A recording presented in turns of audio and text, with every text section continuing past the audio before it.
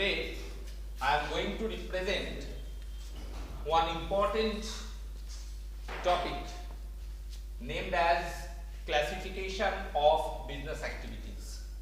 You know that the name of our subject is business studies, and where in the previous classes we got enough explanation about concept of business, features of business, objectives of business as well, and now we are thinking about classification of business activities. That is, what are the types of business activities, and it is shown in the board that business activities can be broadly classified into two ways. One is called industry and another is called commerce.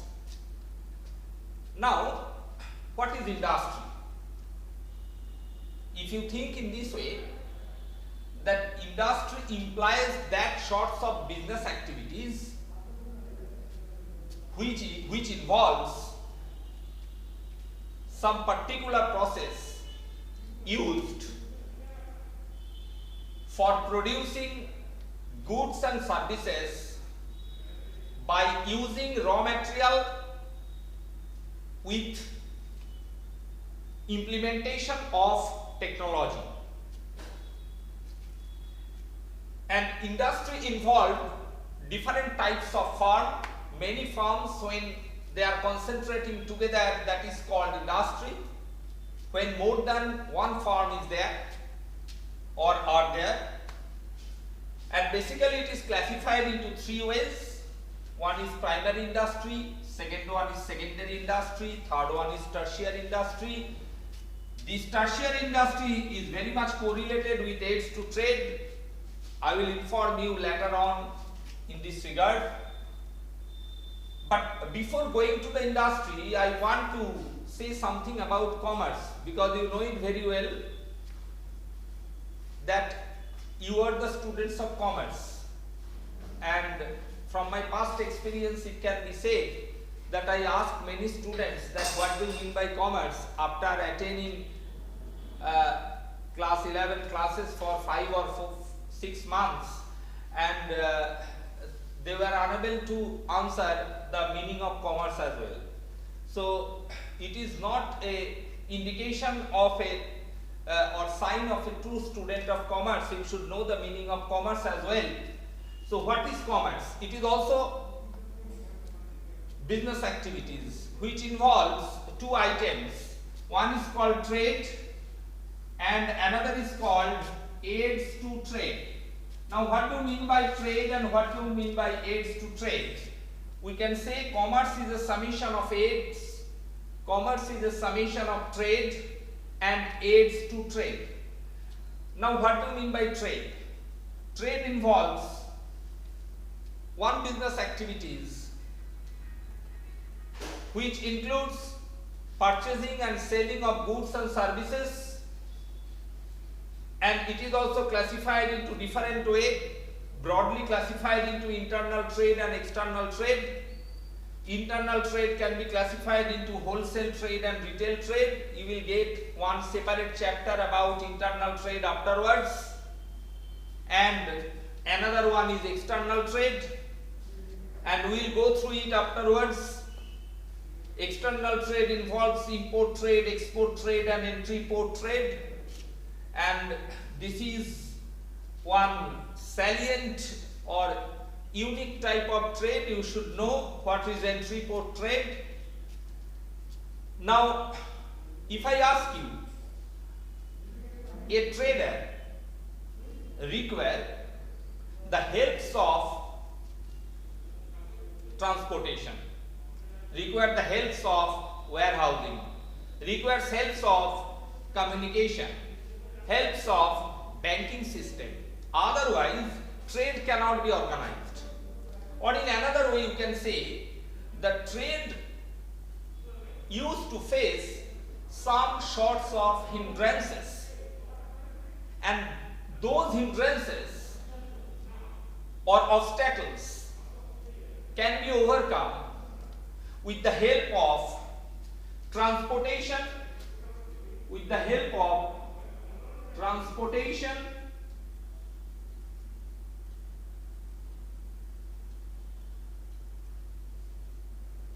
with the help of transportation, with the help of warehousing, with the help of banking, with the help of advertisement, with the help of insurance, and you can say with the help of communication also. So in a combined way, this is called aids to trade, or in your book you may get this term auxiliaries to trade. So commerce is a summation of trade and auxiliaries to trade, and auxiliaries to trade basically involves that business activities which is concentrating always for overcoming the hindrances faced by trade as well as industry by using transportation, warehousing, banking, advertisement or communication, and insurance. You know it very well that financial risk cannot be avoided or minimized if the trader or industrialist, they cannot take help from banking and the help from insurance. There is a place hindrances, that is there is a difference between the center of production or center of trade and the center of market in that way. So with the help of that, transportation is very much required. So the hindrance of distance can be overcome with the help of transportation. For seasonal goods and services, warehousing helps us, provide us for overcoming the hindrances of time, because you know in case of seasonal goods like sweater or jacket, basically we are using it at the time of winter, but it is stored other time because production is going on or carried on throughout the year. So it is not possible to produce the jacket or sweater just for 3 or 4 months, but it is produced throughout the year. For this reason, when it is produced throughout the year, it is stored in warehouse. So warehouse helps a lot for the industrialist, for the trader, by overcoming the hindrance or hindrances of time. So we will go through it. Business services, one chapter will be there. We will have to discuss the each and every aids to trade in that chapter. But in case of classification of business activities in a nutshell or in a summarized way, you should know that what is commerce. It is a summation of trade and auxiliaries to trade. Trade involves the purchasing of goods and services, and the type of trade basically internal and external. Internal trade can be of wholesale trade and retail trade. There are different types of retail trade. You will go through it. One chapter, internal trade chapter. Afterwards, it is given in your book. We will explain this at that moment. External trade involves import, export, and entry port. You know what is import. When our countries or our own countries' businessmen, they are purchasing goods and services from any foreign country, or they are purchasing goods and services from beyond the geographical territory of our own country, that is known as import. That is purchasing of goods and services from the foreign country, that is known as import.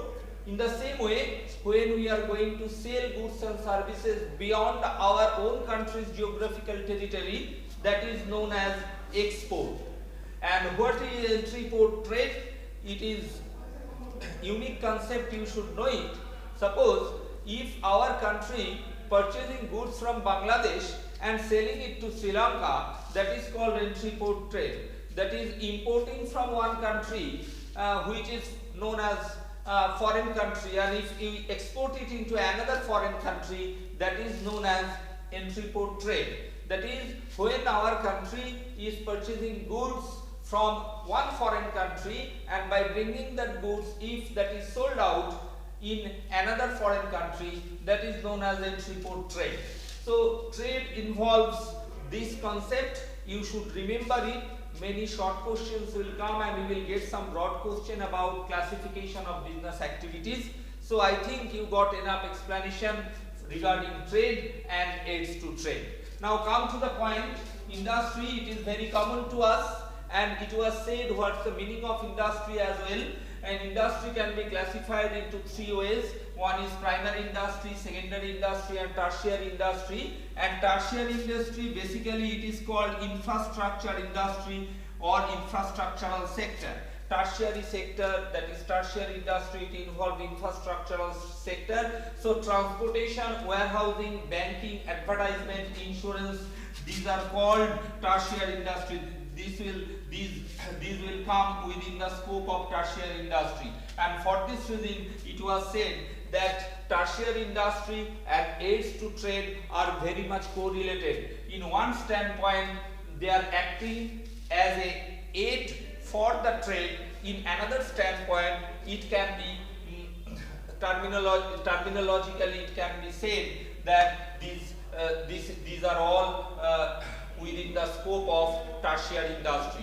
That is industry with respect to transportation, warehousing industry, banking industry, nowadays very much prevailing industry, industry of advertisement and communication with the help of IT, and insurance sector, that is also another industry more prominent. So just I am not in a position to write it again here. Transportation, you can write it in your copy, that transportation, warehousing, banking, advertisement and communication and insurance, these are the classification of tertiary industry. Now what is secondary industry? Basically secondary industry involves the construction industry and manufacturing industry, that is secondary industry, and primary industry, that is genetic industry, and example of genetic industry, animal husbandry industry, pisciculture, which involves the cultivation of fish, and agricultural sector. This will come in the primary sector or primary industries, and secondary industry basically manufacturing industry, mining industry you can say, and secondary industry involve construction industry. So these are the classification of industry. So I think you got it very well from our discussion today. You may get it in your book also, so please read it, because otherwise if you do not know the different types of classification of business activities, in the next chapter you will face some conceptual problem. So it is suggested to read the matter with